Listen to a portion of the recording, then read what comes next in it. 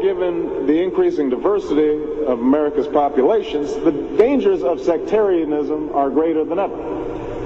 Whatever we once were, we are no longer a Christian nation, at least not just. We are also a Jewish nation, a Muslim nation, and a Buddhist nation, and a Hindu nation, and a nation of non-believers. And even if we did have only Christians in our midst, if we expelled every non-Christian from the United States of America, whose Christianity would we teach in the schools? Would it be James Dobson's or Al Sharps's? Which passages of Scripture should guide our public policy? Should we go with Leviticus, which suggests slavery is okay, and that eating shellfish is an abomination? Or we could go with Deuteronomy, which suggests stoning your child if he strays from the faith?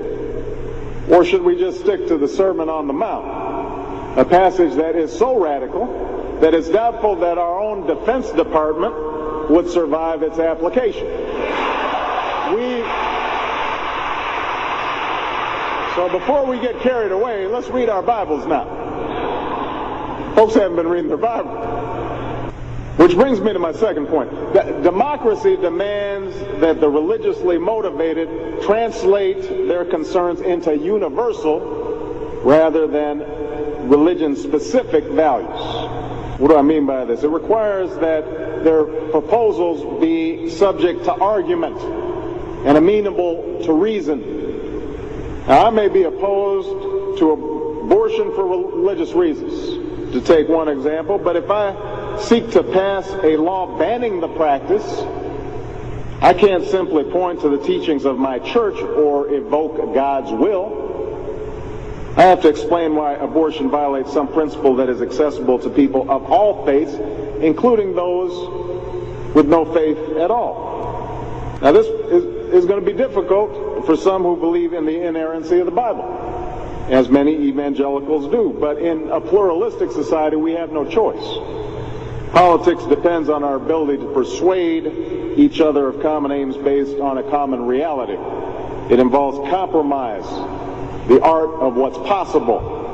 And at some fundamental level, religion doesn't allow for compromise. It's the art of the impossible.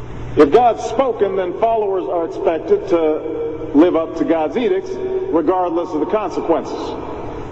Now, to base one's own life on such uncompromising commitments may be sublime, but to base our policy making on such commitments would be a dangerous thing. And if you doubt that, let me just give you an example. We all know the story of Abraham and Isaac.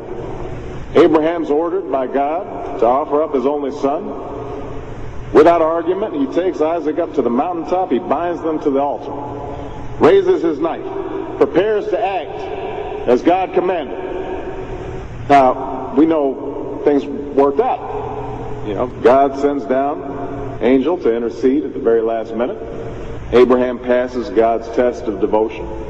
But it's fair to say that if any of us leaving this church saw Abraham on the roof of a building raising his knife, we would, at the very least, call the police and expect the Department of Children and Family Services to take Isaac away from Abraham.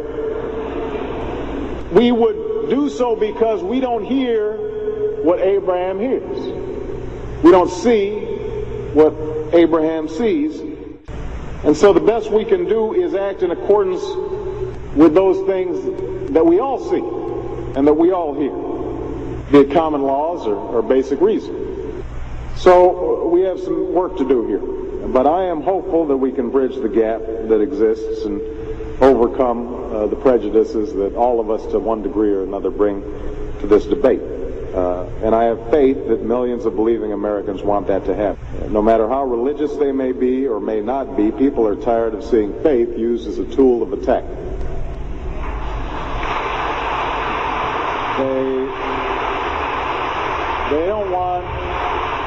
They don't want faith used to belittle or to divide, because in the end, that's not how they think about faith in their own lives.